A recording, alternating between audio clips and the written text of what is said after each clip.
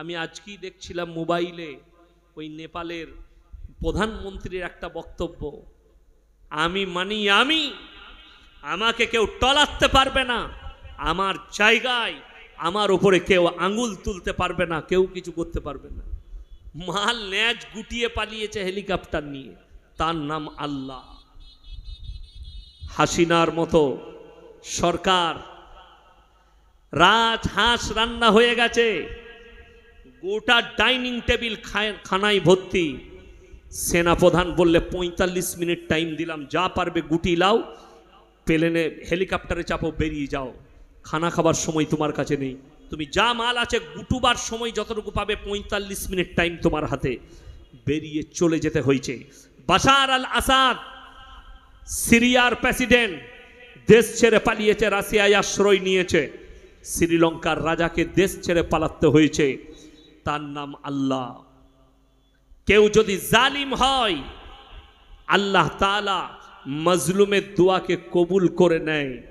ওই জন্যে কেউ রাজা হোক, নেতা হোক, মন্ত্রী হোক, কেউ যেই হোক, শাসক হোক, আপনি কোনো জায়গায় যদি শাসন পান, আপনি নিজেকে এত বড় মনে করবেন না যে তাদের উপরে জুলুম করবেন। কোনো মাদ্রাসার সেক্রেটারি শিক্ষকদের উপরে যদি জুলুম করে, কোনো মসজিদের মাতোয়াল্লি সেক্রেটারি ইমাম মুয়াজ্জিনের উপরে যদি জুলুম করে, জিদ করে যে আমি এত জুলুম করব, এই যেন ছেড়ে চলে যেতে বাধ্য হয়, তো তুমি জেনে রেখে দিবে কিয়ামতের দিন আল্লাহ তোমাকে ডেঞ্জার পাকড়াও করবে। কারোর উপরে জুলুম করবেন না আল্লাহ আপনার কাছে শক্তি দিলে। চলুন, ৩ নম্বর যে সব থেকে নিকৃষ্ট পাপ, সেই পাপটা হচ্ছে ওয়ালা তাকরাবুজ জিনা ইন্নাহু কানা ফাহিশা ওয়া সা সাবিলা। ব্যভিচার করা তো অনেক দূরের কথা, যে রাস্তায় ব্যভিচার হয় সেই রাস্তার ধারে পাশে তোমরা যাতায়াত করবে না। কিয়ামতের আলামতের মধ্যে ছোট আলামতগুলো আসতে শুরু করে দিয়েছে। ছোট আলামতের মধ্যে ১ নম্বর আলামত, মসজিদ আল্লাহর ঘর যখন তোমরা দেখতে পাবে এই মসজিদের ভেতরে মানুষ দুনিয়াদারির কথা শুরু করে দিয়েছে। এখন দুনিয়াদারির কথা হয় না, হয় না জুম্মার দিনে, এটা কিয়ামতের আলামত রাসূল বলেছেন। নাম্বার ২, যখন তোমরা দেখতে পাবে রাস্তার ওপরে গাধার মতো নারী পুরুষ জিনা করছে, তখন জানবে কিয়ামত কাছে এসছে। কেন? কিয়ামতের আলামতের মধ্যে ওই আলামত। সাহাবীরা বললেন, ইয়া রাসূলুল্লাহ, এই রকমও কি দিন আসবে যে মানুষ রাস্তার ওপরে জিনা করবে? নবীজি বললেন, অবশ্যই এরকমও দিন আসবে, মানুষ রাস্তার ওপরে গাধার মতো জিনা করবে। যাদের কাছে মোবাইল আছে, ইন্টারনেট আছে, ফেসবুক আছে, তারা দেখতে পাচ্ছেন ভারতের রাজপথেও দাঁড়িয়ে দামি দামি লোক গাড়ি থেকে নামিয়ে জিনা করছে, ভাইরাল হয়েছে, মোবাইলে ছড়িয়েছে। দামি লোক, তাকে আমি চিনি না, তার নামও জানি না, কিন্তু আমাদের মনে পড়লো এটা দেখে যে আল্লাহর কসম, আল্লাহর রসুলের হাদিস কত সত্য। নবীজি বলেছিলেন, তোমরা দেখতে পাবে গাধার মতো এরা রাস্তাঘাটে জিনা করবে। নাম্বার ৩, পরকিয়া বেড়ে যাবে পৃথিবীর বুকে, পরকিয়া বেড়ে যাবে। নাম্বার ৪, নারীরা পোশাক পরবে, তারপরও নারীরা ন্যাংটো থাকবে। পোশাক পরবে, তারপরেও নারীরা ন্যাংটো থাকবে। হাদিস আপনাদিকে শোনাচ্ছি, আমার বন্ধুগণ, মায়েরা ভালো করে শুনবেন। আজকে পৃথিবীর বুকে সব থেকে জর্জরিত পাপ যেটা ছুটছে দ্রুত গতিতে, সেটার নাম হচ্ছে পরকিয়া। এই কিছুদিন আগে একজন বাবা আছে, এত বড় বড় লম্বা লম্বা চুল, তার নামটা আমি ভুলে যাচ্ছি, তার নাম হচ্ছে স্বামী পরমানন্দ। খুব ভালো কথা বলে, আমি মাঝে মাঝে গাড়িতে শুনি, চুটকি চুটকি কথা বলে, হাসির কথাও বলে। তো একে এক শ্রেণীর মহিলা জিজ্ঞেস করছে যে বাবা, কিতনে সাল কে উমর মে मैं शादी कर सकती हूँ? কেউ কারুর জন্যে সরষের দানা পরিমাণ উপকারে আসবে না, এটা কোরআন। চলুন এরপরে বলবো, আল্লাহর কাছে যতগুলো পাপ আছে দুনিয়াতে, নিকৃষ্ট পাপ হচ্ছে ৩টে মারাত্মক। কটা বললাম বাবা? ৩টে নিকৃষ্ট পাপ। নাম্বার ১, শিরকের পাপ। কিসের পাপ বললাম? শিরকের পাপ। আল্লাহর যে ক্ষমতা, সেই ক্ষমতা পৃথিবীতে আর কারোর আছে, এইটা ভাবাটা হচ্ছে শিরক। এবং কোন বস্তুর মধ্যে সেই ক্ষমতা আছে। যেমন আপনাকে উদাহরণস্বরূপ বলি, এখন আমাকে যদি কোনো চাচা বলে হুজুর 100 টাকা দেন, পকেট থেকে বার করে দিতে পারবো না? পারবো না বাবা? পারবো। আচ্ছা, আমি যদি এখন স্টেজে মরে যাই আর আমাকে এসে বলেন হুজুর আপনার পকেট থেকে টাকা বার করে দেন, পারবো? কথা বলবেন পারবো? পারবো না। কিন্তু দুঃখ লাগে, ইয়াসিন বেঁচে আছে, আমার কাছে টাকা চাইলে দিতে পারবো, আপনি এটাও বিশ্বাস করছেন আমি মরে গেলে আমার দিবার ক্ষমতা নাই। তাইলে ইয়াসিনের কবরে গিয়ে ভালো মন্দ কি করে চাইছো? কথা বুঝাতে পারলাম না? পারলাম না? বুঝে এসছে? আমি আপনার কথা আপনাকেই দিলাম যে স্টেজে আমি মরে গেলে আমার আর কোনো কিছু দিবার ক্ষমতা নেই, লড়ারও ক্ষমতা নেই। এমন কি আমার লাশটা আপনাদিকেই পৌঁছাতে হবে আমার গ্রামে, ঠিক কি না? বর্ধমান পৌঁছাবেন কি করে? অ্যাম্বুলেন্স নিয়ে আয়, ইয়াসিন সাহেব মারা গেছে, ইয়াসিন সাহেবকে অ্যাম্বুলেন্সে করে নিয়ে যেতে হবে। আমার দুঃখের বিষয়, আমার বন্ধুগণ, আমার ভাই, দুঃখ নিবেন না। আজকে শিরকের পাপ সব থেকে ডেঞ্জার পাপ। কোরআনে আছে ইন্না শিরকা লাযুলমুন আযীম। আমি আল্লাহ ইচ্ছা করলে সব গুনাহ ক্ষমা করে দেব, কিন্তু কেউ যদি জেনে বুঝে শিরক করে, আমার আসনে কেউ কি বসাই, আমি আল্লাহ ক্ষমা করব না। হাজী সাহেব কে কে আছেন হাত তুলেন তো এখানে? কই? মাশাআল্লাহ, একজন, দুজন। উমরা হাজী কে কে আছেন হাত তুলেন, ও পেছনে দেখতে পেই। মক্কা থেকে মদিনা, হাজী সাহেবরা ভালো করে শুনবেন, আপনারা শুনেন, মক্কা থেকে মদিনা 470 কিলোমিটার রাস্তা, তাই তো হাজী সাহেব? আচ্ছা, কটা মাজার দেখতে পেলেন? একটাও নেই। আমার বাড়ি থেকে আপনাদের এখানে 148 কিলোমিটার রাস্তা এখান পর্যন্ত। 100 কত বললাম? 48। 148 হাজারের বেশি মাল আছে। দুঃখ ওইটাই। আপনি চলুন, এই সাঁতরাগাছি থেকে যখন নামছি দেখবেন ওই স্টেশনটা পার করে রোডের মধ্যেখানে মাজার আছে। সরকারও সরাতে পারবে না। তবে একটা জিনিস, ওইটা কিন্তু লরির ড্রাইভারদের জন্য খুব ভালো। ভালো নয়? ওরা তো এমনি নামাজ ফামাজ পড়ে না, মদ খায়, গাঁজা খায়। ওরে বাপ রে, গাড়ি চালাচ্ছে, মকদুম বাবা টাকাটা দে দে দে, 50 টাকা, জান্নাত রেডি, চাদরে লেখাই আছে, পয়সা ফেক তামাশা দেখ। দুঃখটা কোথায় শুনেলেন? কবরে যদি চাদর চড়ানো জায়েজ হতো, আল্লাহর রসুলের কবরটা আসমান পর্যন্ত হিরে মতি মুক্ত চাদরে ঢেকে যেত, ঠিক কিনা? নবীজির কবরে জায়েজ নেই, পৃথিবীর আর কোনো মৌলবি মোল্লা পীর ফকিরের কবরের জন্য জায়েজ হতে পারে না। আল্লাহর রসুলের কবরে সিজদা নেই, পৃথিবীর আর কোনো মৌলবি মোল্লা পীর ফকিরের কবরে সিজদা চলবে না। হাই সাহেব সিজদা দিয়েছিলেন নবীজির মাজারে? না, মাথাটা ফাটিয়ে দেবে বেরিয়ে পুলিশে।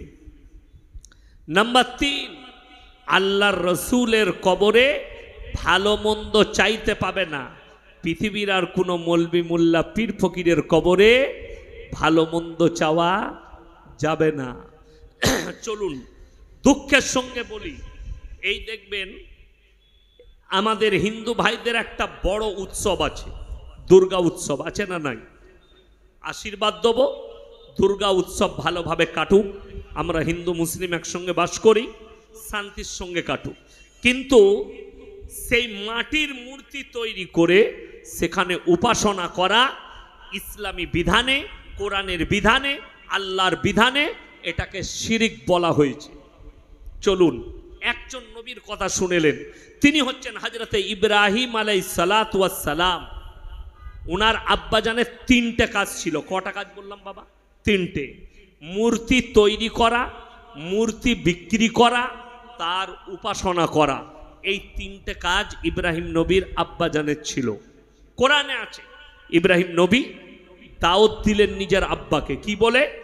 ইসকাল লিয়াবিহি ইয়া বাতি লিমা তা'বুদু মা লা ইয়াসমাউ ওয়ালা ইউবসিরু ওয়ালা ইউগনি আনকা শাইয়া। হে আমার আব্বাজান, আপনি কার উপাসনা করছেন? হাত পা নাড়তে পারে না, কথা বলতে পারে না, নিজস্ব কোনো ক্ষমতা নেই। এটা শয়তানের রাস্তা।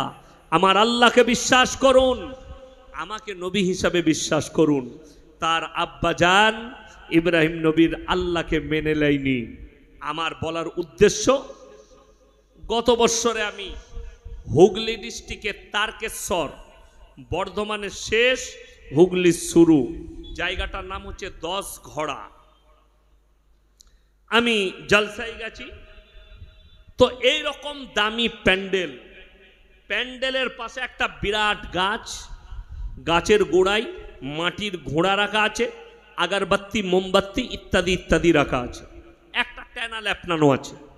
আমি দেখলাম, স্টেজে গিয়ে বললাম, বাবা আপনাদের এখানে হিন্দু মুসলিম ভাইদের মধ্যে খুব মহব্বত, এখানে ওনারা পুজো পাঠ করেন আর আপনারা এখানে জলসা করছেন। 4-5টা যুবক বলছে, হুজুর ওটা আমাদের। আমরা, তোরা কি করিস? বলে, বুড়ো পীর সাহেব আছে, যা পুজো করগা। মাটির মূর্তি তৈরি করে সিজদা করলে যদি শিরক হয়, তুমি মাটির ঘোড়া রেখে গাছতলায় সিজদা করলে এটা কেমন করে শরীয়ত হতে পারে? বড় কষ্ট লাগে। আল্লাহ ছাড়া এই পার্সোনাল প্রপার্টি কারুর কাছে রাখা যাবে না। যেমন আপনাদেরকে বলে দিই, এখানে যদি ফুরফুরা শরীফে যারা যান, 21, 22, 23 3 দিন ইসালে সওয়াব, কালকে যদি কারুর কাছে কোনো হুজুরের নম্বর থাকে বলবেন ইয়াসিন সাহেব এসেছিল। আর যদি মনে হয় যে এই হুজুর আমার চ্যালেঞ্জকে কেটে দিয়েছে, আমি তার বাড়িতে যাব, আমাকে ডাকবেন। দাদা হুজুর পীর কেবলা রহমতুল্লাহ আলাই নিজের ওসিয়ত নামায় লিখেছেন, মেয়েদের মাজারে যাওয়া হারাম।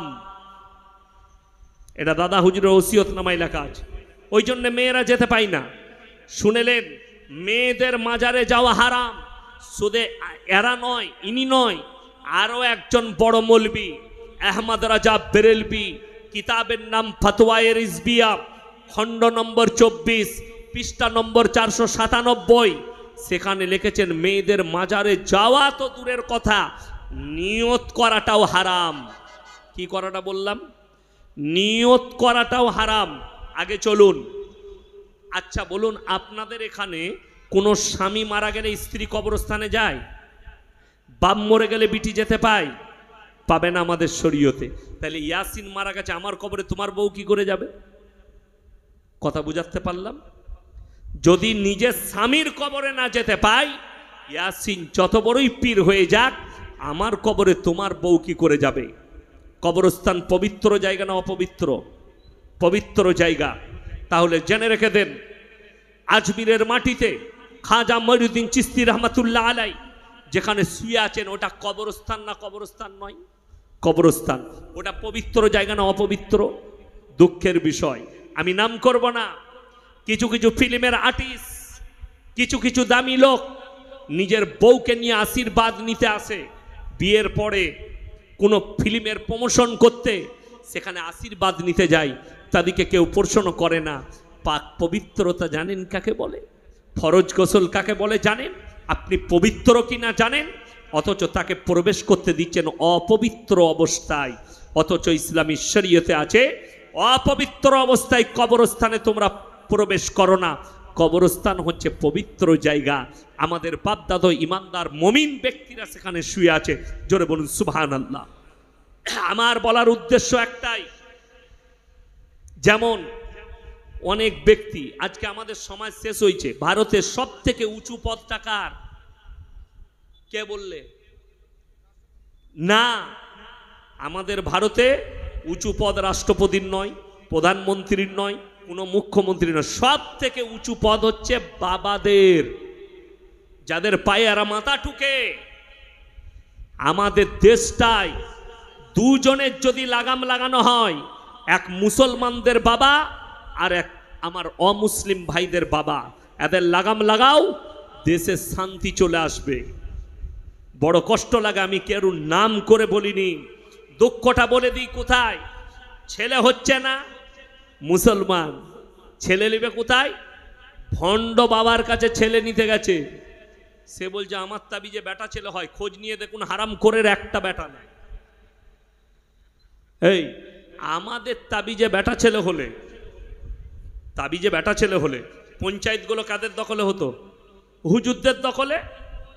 এই 4টা বিয়ে করা জায়েজ আছে না নেই? আছে।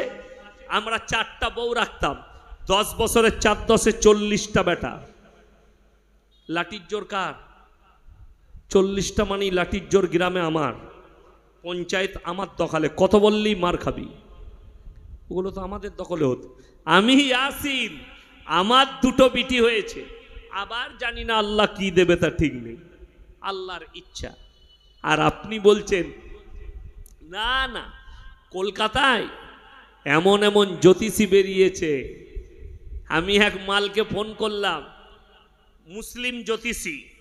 আমি বললাম আচ্ছা হুজুর সূরা ফাতিহাটা একটু শোনাবেন। সে তো টুলু কালারে আমার নামটা দেখে নিয়েছে মালটাকে, হয়তো আমার ফটোও পেয়ে গেছে। তো সে বললে কেন শোনাবো? আমি বললাম তুমি জ্যোতিষী, মানুষের রোগ ভালো করছো, তাবিজ দিচ্ছ, সূরা ফাতিহাটা শোনাবে না? শুনবেন। তার সূরা ফাতিহা কি, আমার কাছে রেকর্ডিং আছে। মা বোন তুলে গাল দিল আমাকে, এটা হচ্ছে তার সূরা ফাতিহা। বাস্তব বলছি। আর সমাজ এদের কাছে ছুটে, আমি অবাক হয়ে যাই। শিক্ষিত লোক, এমএসসি বিএসসি বিকম, হাওড়া স্টেশনে নেমে হাত দেখাচ্ছে, দেখো আমার ভবিষ্যৎটা কেমন। আরে বাপ, তোমার ভাগ্য খারাপ যাচ্ছে, বিবির সঙ্গে ঝামেলা চলছে। দেখলে সারা প্রত্যেক দিন রাতের বেলায় বউয়ের সাথে ঝগড়া, তাহলে ঠিকই বলেছে, ভাগ্য একটু গোলমাল যাচ্ছে, প্রমোশন আটকে আছে। কি করতে হবে? বললে এই পাথরের আংটি পরলে তোমার ভাগ্য ফিরে যাবে। একবারও কেউ এদিকে বলে না যে তুই যে হাওড়া স্টেশনে ছিঁড়া চটে বসে আছিস, এই পাথরের আংটিটা তুই পরে দে, কাল থেকে মমতা খালার পাশে থাকবি। কথাটা বুঝতে পারেননি? ও হারাম করে নিজের ভাগ্য ঠিক নেই, ছিঁড়া চটে বসে আছে, খেতে পাই না। ওদের কপালে কি জুটে জানেন?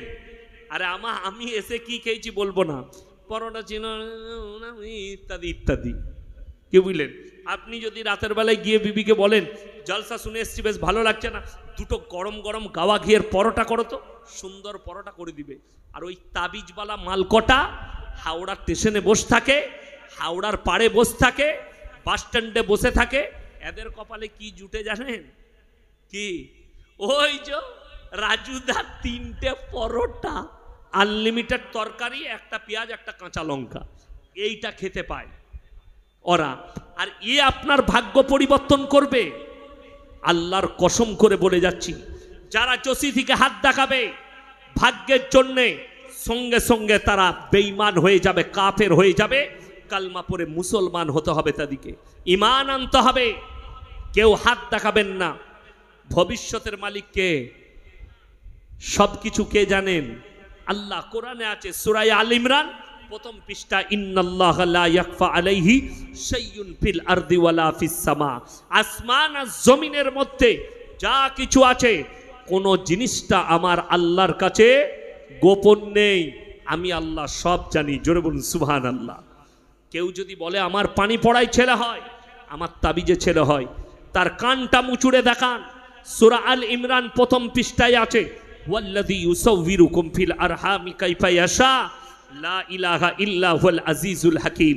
হে আমার নবী, পৃথিবীর মানুষকে বলে দাও, মায়ের গর্ভে বাচ্চা দান করি আমি আল্লাহ, আমার ইচ্ছা মতো, আমি কারো পরামর্শে কাজ করি না। জোরে বলুন সুবহানাল্লাহ। আল্লাহ নিজের ইচ্ছা মতো দান করে। যেমন অনেক মানুষ আছে, মায়েরা ভালো করে শুনবেন, যে মায়েদের কাছে কানের আওয়াজ পৌঁছাচ্ছে, মেয়েরা আপনারা, ছেলের একটু শরীর খারাপ, ওহো বাবা আমার ছেলে ভালো হয়ে গেলে তোমার নামে একটা ছাগল দেব। বাবার নামে ছাগল, মাজারের নামে ছাগল, মুরগি, মাজারে মুরগি, বাবার নামে মুরগি, রওজার নামে মুরগি। কোরআন শুনেলেন, পুজোর প্রসাদ, এটা কি মুসলমানদের খাওয়া যাবে? হারাম। কেন হারাম? কেন হারাম এইটাই জানার আছে।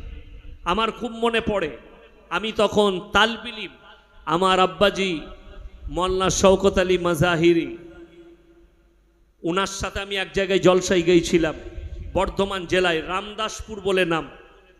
একজন মেদিনীপুরের বক্তা ছিলেন, মারা গেছেন, মুসলিম বক্তা আব্দুর রাজ্জাক রাত মেদিনীপুরি, তিনি মারা গেছেন, আল্লাহ জান্নাতি করুক, বলুন আমিন। তো তিনি বক্তব্য দিচ্ছিলেন, দিতে দিতে লাস্ট পয়েন্টে বললেন, মুসলমানদের জন্য পুজোর প্রসাদ এই জন্যে খেতে নেই, তাতে গোবর আর মুতে ছিটে দেয়, দেয় কিনা সেটা আমি জানি না, সেটা তারাই ভালো জানবে। এখন তার বক্তব্য, তো আমার আব্বাজি রুখে দিলেন, দাঁড়ান, আপনি বললেন ছিটে দেওয়ার কারণে খেতে নেই, তাহলে ওপরের মালগুলো তুলে ফেলি দিলে তলারগুলো তো খাওয়া যাবে। তিনি ফেঁসে গেলেন, বললেন আমি তো হুজুর জানি না। বলে তাইলে চুপচাপ বসে শুনেন আমার দুটো কথা। কোরআনে আছে সূরায়ে বাকারা, কোন সূরা বললাম? সূরায়ে বাকারা। ইন্নামা হাররামা আলাইকুমুল মাইতাতা ওয়াদ-দামা ওয়া লাহমাল খিনজির ওয়া মা উহিল্লা বিহি লিগাইরিল্লাহ। প্রবাহিত রক্ত, মরা জন্তুর মাংস, শুয়োরের মাংস এবং আল্লাহ ব্যতীত অপরের নামে উৎসর্গিত জিনিস তোমাদের জন্য হারাম করা হয়েছে। আপনার ছেলে, আপনি নিয়ত করেছেন আমার ছেলে মাধ্যমিকে ফার্স্ট ডিভিশন পাবে, আমি আল্লাহর রাস্তায় একটা গরু কুরবানি করে এতিম মিসকিন গরিব গুরবকে খাওয়াবো, খুব ভালো নিয়ত। আমার ছেলে ফার্স্ট হলে মসজিদে একটা কোরআন দেবো, আমার ছেলে ফার্স্ট হলে তালবিল ইলম দিকে খাওয়াবো, খুব ভালো কথা। কিন্তু কেউ যদি নিয়ত করে আমার ছেলে যদি মাধ্যমিকে ফার্স্ট হয় আমি মকদুম বাবার নামে একটা ছাগল দেবো, আমার ছেলে ফার্স্ট হলে অমুক মাজারের নামে ছাগল দেবো, অমুক গাছের নামে ছাগল দেবো, সেটা যদি 1000 বার বিসমিল্লাহ বলে জবহ করা হয় মুসলমানের জন্য বৈধ হবে না, একদম হারাম। আল্লাহ ছাড়া কারুর নামে মান্যত করা চলবে না। চলুন, এই শিরক, ছোটখাটো শিরকগুলো আমার মা বোনেরা কত বেশি করে। এই গত 2 বছর আগে আমার দূর সম্পর্কের আত্মীয় বিয়ে দিতে এসছে, বিয়ের দিন ঠিক করতে এসছে আমার গ্রামে। বলে হুজুর আপনি চলে আসুন আপনার গ্রামে, আমার ছেলের বিয়ের দিন ঠিক করব। আমি বললাম বাবা এখন তো মাদ্রাসায় আছে, এখন যাব না, আসরের পরে যাব। আমি আসরের পরে গেলাম। তো আমাদের দেখবেন দেশে একটা রেওয়াজ আছে, মেহমানকে আমরা যখন চা দিই দেখবেন চায়ের সঙ্গে ডিম সিদ্ধ দেয়, দেয় না? দেয় না? ডিম সিদ্ধ দেয়, বিস্কুট দেয়, চানাচুর দেয়, পাঁপড় দেয়। তো আমি মেয়ের বাড়িতে গেছি, ওরা দেখছি চানাচুর দিয়েছে, বিস্কুট দিয়েছে, ডিম দেয়নি। আর আমি একটু ডিম ভালোবাসি, আমি মনে মনে করলাম আল্লাহ ভুলে গেছে না কিনে নি। যাই হোক, এখানে দুটো মারাত্মক ঘটনা ঘটলো, দুটোই শিরক, দুটোই আল্লাহ বিরোধী। এটা ঘটে গেল, আমি মনে মনে রেখে দিলাম। 2 নম্বর, ছেলের বাপ বললে হুজুর কবে ডেট করব? আমি বললাম ভাই ফাল্গুন মাসের প্রথম সপ্তাহে শনিবার বিয়ে, রবিবার অলিমা, আর সোমবার মেয়ে জামাইকে নিয়ে আসবে। ছেলের বাপ বলছে হুজুর বাইরে থেকে আসি। আমি ড্রাইভারকে বললাম বাইরে কোথায় গেল দেখতো।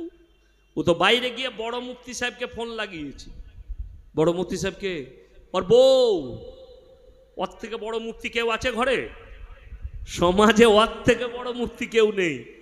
ওই দিক থেকে বড় মুফতি সাহেব ফতোয়া দিচ্ছেন, বউ ফতোয়া দিচ্ছেন না, শনিবার বিয়ে দিলে শনি লেগে যাবে, যা বুঝে করবা। ওখানে আর আমার কথা চলে? বাতিল। সোমবার বিয়ে, মঙ্গলবার অলিমা।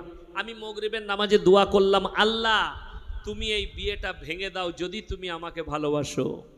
আল্লাহর কসমেই দোয়া করেছি, আল্লাহ দোয়া কবুল করেছে। 1 মাস পরে বলছে হুজুর বিয়েটা ভেঙে গেছে। যেমন তোর বউকে জিজ্ঞেস কর, শনিবার তো নয়, এটা সোমবার ছিল, তাইলে শনিটা কোথায় লাগলো? কষ্টের বিষয়। এইগুলো হচ্ছে শিরক। আল্লাহ দিনের ওপরে বিশ্বাস করা, আল্লাহ সৃষ্টির ওপরে বিশ্বাস করা। আমি বাড়িতে গিয়ে আমার গিন্নিকে জিজ্ঞেস করলাম, হ্যাঁ গো ডিম দেয়নি কেন? বলে তুমি জানো না মেয়েরা বলে ডিম দিলে বিয়ে ভেঙে যাবে। আমি বলি আল্লাহ ডিমের পাওয়ার এত কি করে হলো বিয়ে ভেঙে দেবে? এই জুড়ি লাগানেওয়ালা কে? জুড়ি ভাঙনেওয়ালা কে? আল্লাহ। তাহলে ডিম কি করে বিয়ে ভেঙে দেবে? শুধু এটা নয়, মুর্শিদাবাদের রেজিনগর বলে একটা জায়গায় জলসা করতে গেছি, মেয়েরা চিরকুট লেগেছে যে বিয়েতে জিলেবি দিলে নাকি বিয়ে ভেঙে যায়, প্যাঁচ লেগে যায়। আমরা আল্লাহ তাও হলো। আচ্ছা আমি বললাম হে আমার মায়েরা, যদি জিলেবি দিলে বিয়েতে প্যাঁচ লেগে যায়, যে জিলেবি ছাঁকছে তৈরি করছে তার বেটা বেটি তো জীবনে বিয়ে হবে না, সে তো প্যাঁচ মেরিয়ে গেছে, তার প্যাঁচ মারা শেষ আছে। এইটা হচ্ছে কুসংস্কার এবং শিরিক। আমার মায়েরা, এই ধরনের শিরিক থেকে নিজেদিকে বাঁচাও। সবাই নিজেদিকে হেফাজত করব, বলুন আমিন। ওই জায়গা থেকে সরিয়ে নিয়ে আসুন। আল্লাহর কাছে সব থেকে নিকৃষ্ট পাপ শিরকের পাপ। আল্লাহর যে ক্ষমতা, সেই ক্ষমতা আর কারুর আছে? আর কারুর ভাবা? আপনি ডাক্তার দেখিয়েছেন, ডাক্তার ওষুধ দিয়েছে, আপনি সুস্থ হয়েছেন, দেখবেন সচরাচর আমাদের বলে কি করে ভালো হলি তুই জানি না? কলকাতায় হ্যাঁ এমরিতে একটা ডাক্তার দেখালাম, সে আমাকে ভালো করে দিল। ডাক্তার ভালো করলো তোকে? বলতে হবে অমুক ডাক্তারের কাছে গিয়েছিলাম, ওষুধ দিয়েছিল, আল্লাহর কৃপায় আল্লাহ সুস্থতা দান করেছেন। এইটা হচ্ছে সহি ভাষা। আপনার নিয়ত ঠিক আছে, কিন্তু ভাষাটাও শিরকি ভাষা হচ্ছে। আগে চলুন। নাম্বার 2, আল্লাহর কাছে নিকৃষ্ট পাপ।